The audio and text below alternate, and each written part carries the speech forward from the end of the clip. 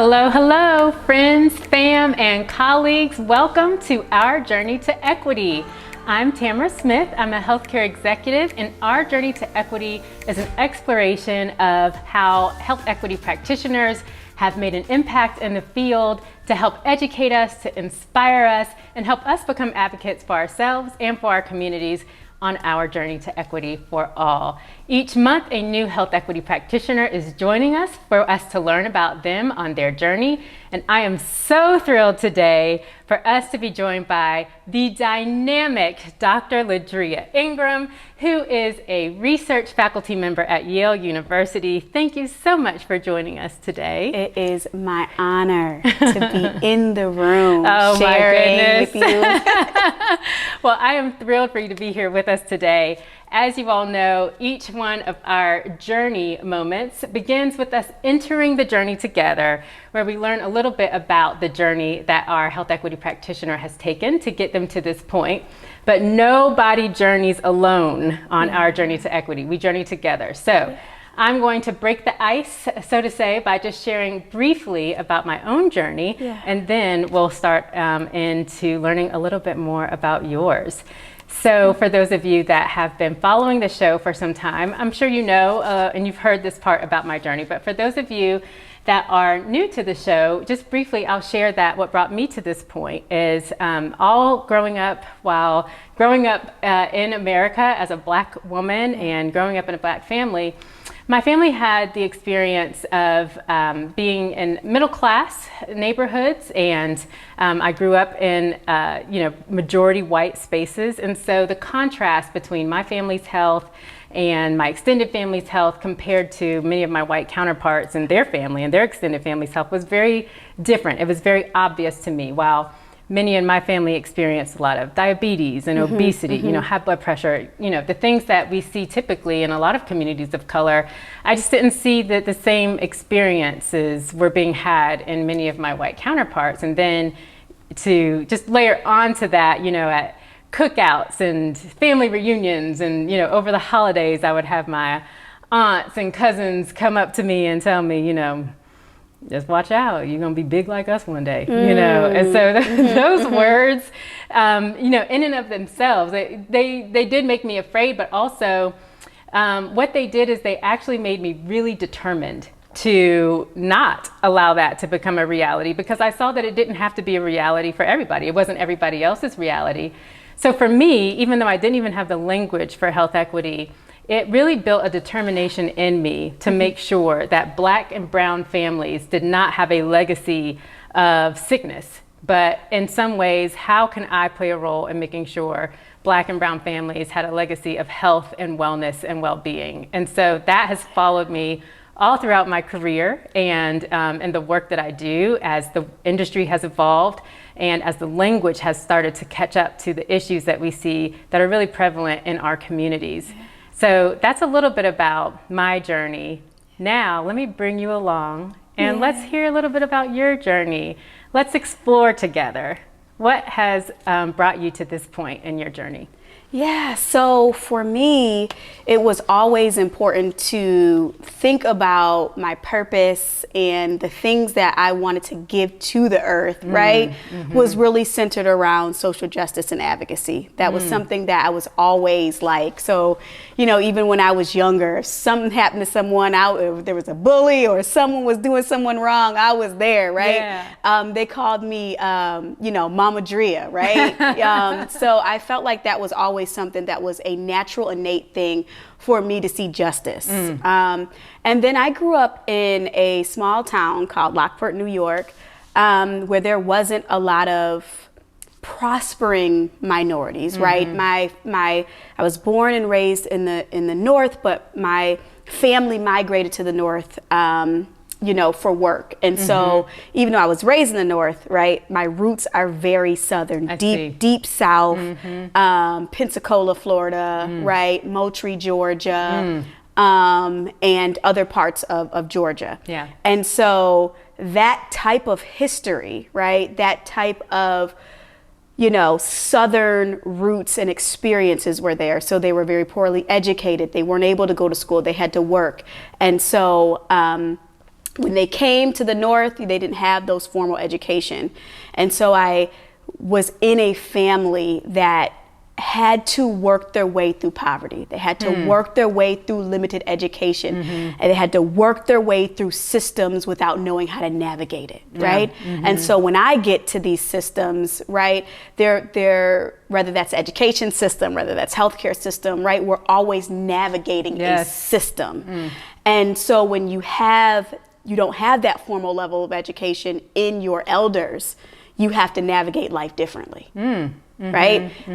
Your journey looks different. And so for me, it went beyond just advocating for myself. I was advocating for my family. I was advocating for a legacy. I was advocating for my unborn children. I was advocating for my unborn grandchildren. There was something else that drove me in my journey towards health equity that was well beyond, just me, right? And so that's really where it came from. Just I love that. Observation. I love that. And it reminds me of a little bit of your personality as a child, always sort of being the justice seeker for everybody else. Yes. So that spirit of advocacy has followed you throughout. Yes. So so you're really focused on justice. You graduate high school at some point and go to college. What sort of pushed you into the field of research to begin with? Yeah, so interestingly enough, when I was an undergrad, I started off at a minor at poli-sci. I was going to go be a lawyer. And I was going to fight for those, disadvantaged groups as a lawyer. There's that justice There theme goes running that through, justice theme, right? But then I ended up getting a degree in psychology and getting connected to community health and public health.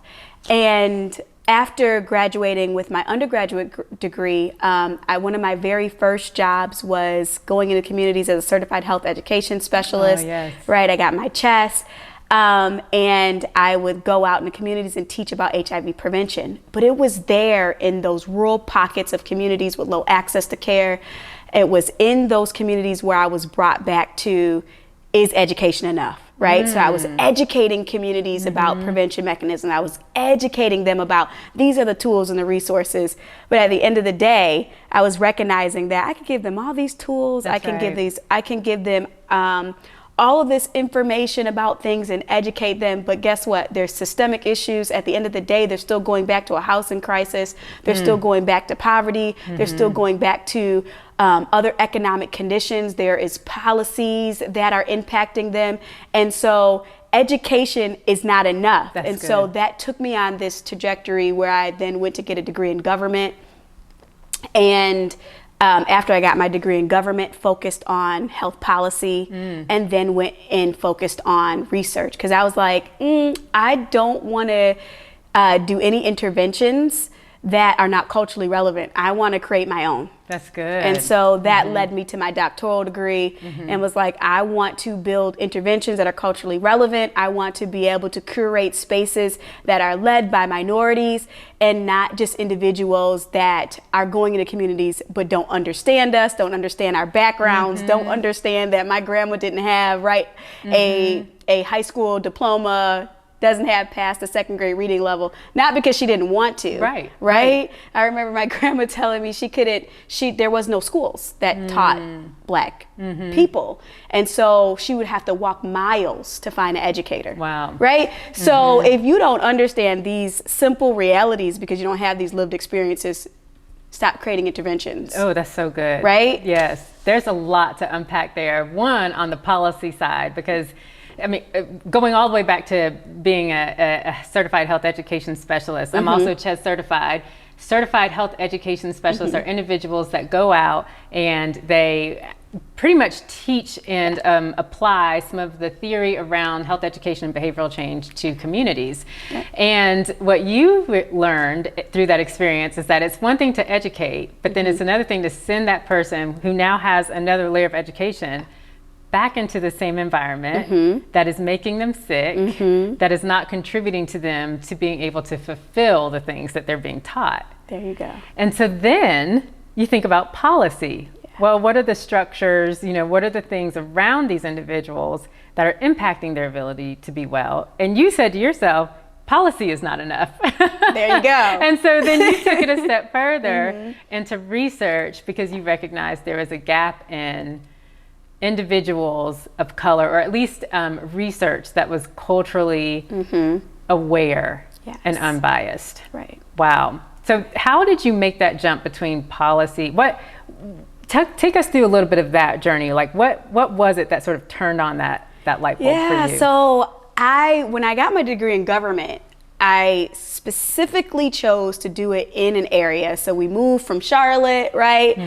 Packed up. At the time, we had one child. We packed ourselves up to the DMV area. And initially, I started in the Johns Hopkins Bloomberg School of Public Health, and then transitioned to the School of Government and got my degree in government. And so I was sitting in the room with your lobbyists, I'm sitting in the room with your judges, I'm sitting in the room with individuals that work on Capitol Hill. And it was in that where I was able to build what I like to call language intel.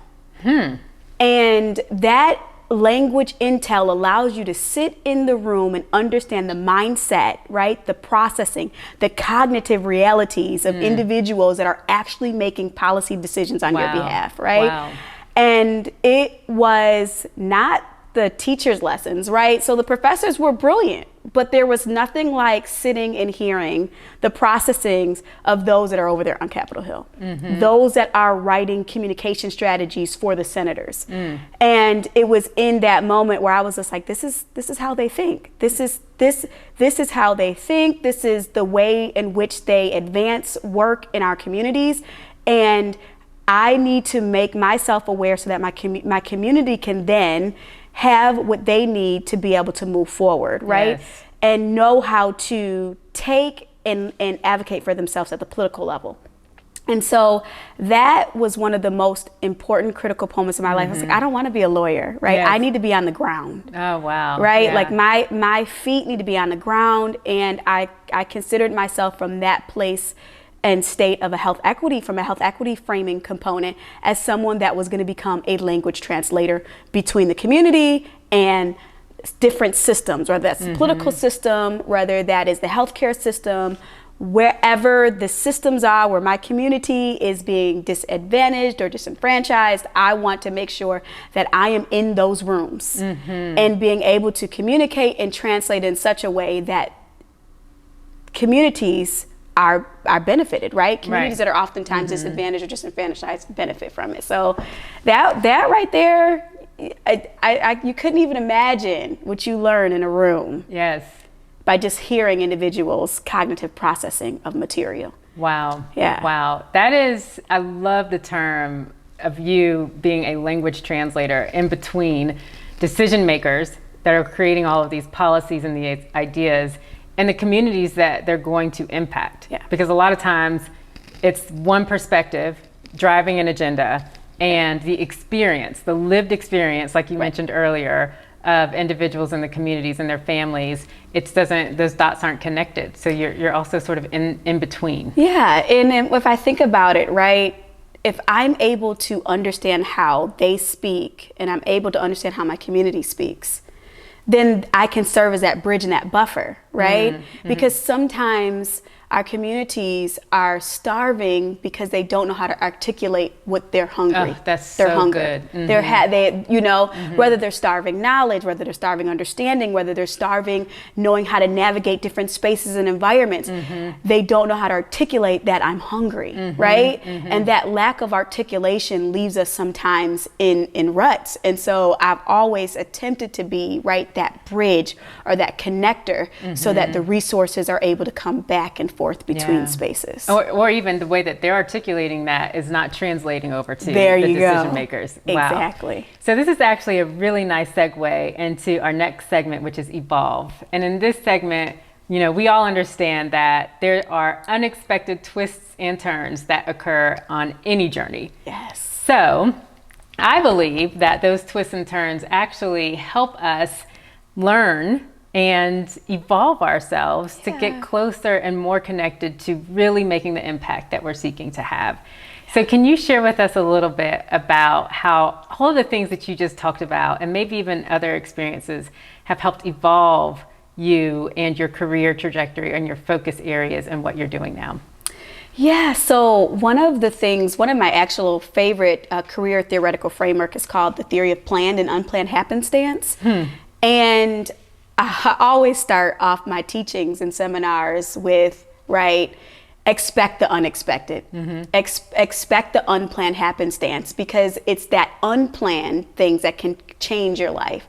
And so if you go into it with not being open to unexpected experiences, then it could limit your scope of your evolution. Yes. Right? And so I love that theoretical framework, and that's kind of like my mindset, right? You can live a lifetime. You could absolutely never outgrow learning. And so having that evolutionary mindset and evolving with unexpected things. And Can you just say that one more time? I just want to pause on that. You can live a lifetime, but you can never outgrow learning. Never. That's powerful. Yeah, never, never. And so one of the things that I could say that has been unexpected for me is really allowing myself, the moment I allowed myself to be human, that was one of the most unexpected responses that I throughout my whole trajectory. Yeah. So a little bit beyond my identity as a health equity scholar, outside of my identity as an academic, I am a strong person of faith. And there was a time in my career where I was like, I can't merge those. Yeah. Right? Like those realities cannot coexist. And so there was a part of my humanity and my identity that I wasn't bringing to my career, right? And do you think that you felt that way because that is how the corporate world and the academic world treat faith? Okay. Right. I think that is how individuals feel like they can't show up with their identity of their faith and their identity of their profession. And when I began to really say, okay, I'm going to embrace my humanity, and in that embrace my authenticity and all my identity of who I am, and show up as her, right? And show up in that way, my career moved in ways that I could have never imagined. Wow. Right? And I no longer became socialized as to what my professional identity should be. And there is a high level of professional socialism because we feel like, okay, especially in academia, right, there is an entire blueprint of success to move across a tenure track. And I was just like, look, I'm throwing this identity away. I have to operate in who I am. And yes, this may be how things have been done previously, but if I can't be me in these spaces, I don't want it. And so I've had the freedom, and I chose not to go the traditional route of a traditional tenure track because I wanted that freedom. I wanted the freedom to be able to go in the communities and do good work and not sit at the desk and just be a scientist, but I wanted to be a scientist that felt. Yes. Right? I wanted to be a scientist that had the heartbeat of the community. I wanted to be a scientist that moved and operated in such a way where the essence of my being was authentic. Wow. Right? And so I kind of walked away from, the traditional method and went into academia on my terms. And now it allows me to say, I'm a bridge, and I could take my resources that I get from academic, I could take my grants and the resources that I know how to do and bring those back to the community. Wow. Right? That's really powerful. I think a lot of times, especially as Black women in the workforce, we are in pieces. We are segments of ourselves, right? We are corporate here. We're mothers, wives, partners here. We're, our faith is there. We're in all these different segments. And to create and to really embody your identity as one whole person, a lot of times we get the message that you're too much. That doesn't fit here, right? This is what this box is, but you're a circle, right? You're not fitting into our little square peg here. Right. And so what has it required from you to show up as one fully integrated being in these spaces where we're often told that's too much? Sacrifice. right? It required me to recognize, sis, you're gonna be out here trailblazing. Yes. Right? And you may not see you. And you may not see anyone doing it the way you're doing it, right? And you have to be okay with not having a vision or a blueprint for how to move forward in your trajectory, but you have to be okay with that, right? Like you have to trust that I am enough, and being who I am in its fullness is breath. It's life, it's serenity, it's peace. It's another level of a human layer that God destined us to have. Yes. And if I have to knock down doors, and if I have to knock down doors with, my faith, I'm going to do that, right? And in that, at the end of the day, someone else has the ability to be able to see a canvas, right, that's created through what I've trailblazed through. I love that so much because what you're talking about is building your path when there is no other model for you to follow. Right. There is, you are literally trailblazing in a way that others would say, how could you not esteem to be a tenured track, faculty member? That's the goal. But what you're doing is defining what success is for you. Yeah. And a lot of that sounds like it is tied to advocacy and justice for the community. And if you can't have both, then you're leaving part of yourself for someone else's definition of success. Absolutely. That's powerful. Absolutely. That's powerful. Absolutely. So I love hearing how you have, endured, right? Tell us how this now integrated full person that you are bringing with this dynamic energy is evolving the industry, and what do we need to know? Tell us all the things, how you as a whole person are showing up in the industry now. Yeah, so me as a whole person is bringing a language that is new to systems, right? And it's allowing individuals to connect to humanity. And I remember there was a time like previously where I would go out and try to educate, whether it was on cultural competency, whether I was trying to educate on DEI, whether I was trying to educate individuals on discrimination. There was a time where it's like, okay, now we have to get back from trying to educate people and then just trying to help people be human. And if I can't be human with you first, then how are they going to be invited into this space? And so like I had to learn how to bring my humanity first so that others can be invited into that place. And so I created frameworks and models around it. And I call, one of the major frameworks that I use is called conversational learning. Okay, talk to us and about that. That conversational learning concept allows individuals the space to be human, but also learn in that conversation. And sometimes we think that there's this extravagant way to break down things. And sometimes healing happens through conversation. Sometimes lessons are learned through conversations. Sometimes individuals are able to tear down walls that have been up for years that doesn't even allow them to learn.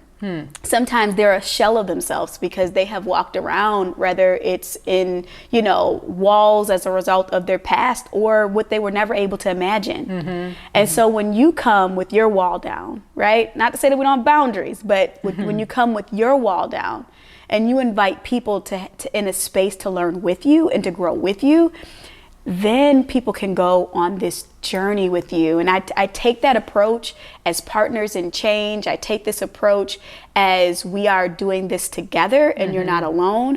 And I'm not talking at you, but I'm talking with you. And that concept has been a huge transformational concept of taking individuals from one level of cultural competency to another. Wow. Where have you seen that show up the most impactfully in your work? Or it could be your work, the research that you're doing, where you're bringing this conversational approach and the individuals that you are working with, whether they're community members or what have you. Where have you seen that really, can you share, I'm not even sure if you're allowed to share, but can you share where you've seen that show up the most profoundly?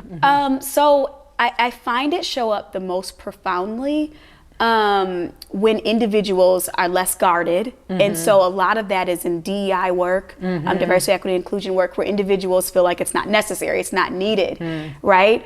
And I'll never forget, there was a time when I had did my thesis. My government thesis was on looking at criminal justice. It was looking at drug reform laws before Obama came in and changed the 101 ratio. If anyone is not familiar with it, there was a difference between crack and powder, and there was minimum sentences laws that were disproportionately impacting minorities. They have now moved that ratio from 101 ratio to 18-1 since Obama have come into office. But at the time, right, that wasn't really being considered, and the sentencing law reform had not been there. And I remember posting it onto Facebook, and one of my childhood, friends' parents were just like, no, I don't see this. This doesn't exist. This isn't a problem. Individuals, they do drugs, they get arrested for it, But it was in that moment where I was just like, but there are so many people's family members that are on drugs that aren't they're not in prison for That's right. for their drug related activities. And you can't see that. That's right. Right? Like Right. you've had this experience in your own home. That's right. So it's these conversations, right? uh-huh. So, but has your child ever went to jail? Right. Right? But we know that they have done drugs and they have done things illegally to get drugs. But have they ever been arrested? Yeah. Right? So it's in that conversation where individuals have to make a choice, whether they are going to understand that there's something happening in their own world, or they can choose to remain blind. But that's your choice, right? That's right. But it's that conversation that exposes. Wow. And you either accept what has been exposed in conversation and dialogue, or you don't. It's the same thing with DEI work. Like, you have these conversations where you say, this is what the data shows us, right? Like, there's a difference here in when humans touch your application, right? More and more, they're weeded out of the application process, right? So either you can be blinded by this observation, or you're going to stand in the truth and do something about it. That's so good. So I rather have those candid conversations in a very non-judgmental way and allow people to be able to reconcile themselves and learn in the process.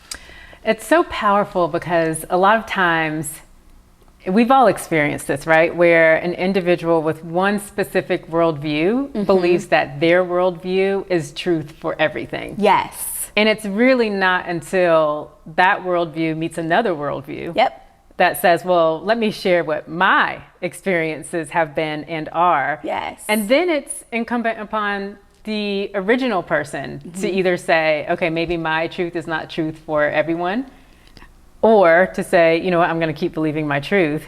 But at least, the opportunity has been given to create change through conversation. Yeah. That's powerful. Yeah, That's powerful. So as we round out our time on our journey together, which I'm like, how have we gotten to this point already? This is our last stop together where we elevate. We want to know two things. What is something that you want myself and all of the listeners and viewers to know that can help elevate the work that you are doing, and how can we tap in so that we can become advocates based off of your learnings and your research? How can we take a little bit of that to elevate ourselves, but also how can we help elevate you? Wow, that is such a beautiful way to end a journey, is this concept of elevation and raising up. And I love that elevation, because raising up is you're raising a standard, and you're raising awareness, and you're raising community and communal. So that's so powerful. I would say the most important critical component of elevation is knowing that you deserve to be elevated. Yes. And that your voice is a necessary component for elevation to happen. And so the more we become a cluster of communicators, the more we become mobilizing around conversation, the more we begin to promote elevation, and the more we begin to elevate the voices of those that are always underheard. Wow, that is a nugget in and of itself. I mean, your voice is critical in order for elevation to happen. You said it better, but that's the synopsis. Because, I mean, just like the point that you just made about conversation, unless someone else brings their voice to the table, one worldview gets to maintain the narrative. Yes. But it's that additional voice that helps elevate really all of us. Yes. That's beautiful. So what I hear you saying is we need to go forth and embody our voice. Yes. Yes. Okay. Now, how can we, and let me just say this before I jump ahead too far. Just this conversation has truly elevated me. And I just think about how grateful I am to have you stand in your power and in your voice and the wholeness of who you are, and bring that to the research that you're doing to impact our communities and make sure that your voice is in the room where decisions are made. So thank you for elevating us as a community and all the work that you're doing. Now, how can we elevate you? Yeah, so I think the best way, and I tell my mentees this, I do the same thing for them, speak well of me in rooms. Yes. Right? It's beautiful. And begin to place community activists and those that are mobilizers and those that are in health equity spaces, place them in rooms that they don't exist, so that they're already there before they get there. Because when how does somebody do that? Make that real tangible. Yeah, so when we're thinking about journeys and we're thinking about journey experiences, sometimes individuals have to journey to get to a place. And sometimes someone may already be there, right? And so think about the spaces that you own and begin to elevate those voices there.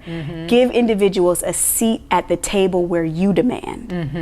And in that, they're able to one day find themselves there. I do the same thing with my mentees. I talk well of them. I speak well of them randomly in spaces that I exist in, because I believe one day they'll be there. And I believe in the power of creative vocalness and creating atmospheres and sharing things. And so speak well, share this, right? Share what Tam's doing and tell someone. Share a nugget that you heard from Dr. Ingram somewhere, right? And in that, we're able to elevate and promote because we are lifting each other up in spaces that we exist in. Oh, so good, so good, so good. Where can the people find you so that they can speak well of you and elevate you and follow the work that you're doing? Tell us. Yes, so you can follow me at Dr. LaDrea Ingram on Instagram as well as Facebook. And those are the places that I live in the social media sphere. Thank you so much, and thank you all so much for watching our show again and being a part of our journey to equity today with Dr. Ingram. You can also continue to follow us on Instagram at Our Journey to Equity, and that is a number 2, or you can follow the show website at www.ourjourneytoequity.com, and there you will find more nuggets from Dr. Ingram and other journeyers that we are joining on their journey. Please share and elevate the work that we are all doing here. Continue to share this. Share with us also, what are you doing? What sort of nuggets are you taking to take action in your own lives, for your families, or for your own community? We want to hear about it, and we want to be able to share those stories so that we can build that momentum to creating health equity for our communities. And thank you again. Thank you so much for joining us today. Thank you. Thank you all.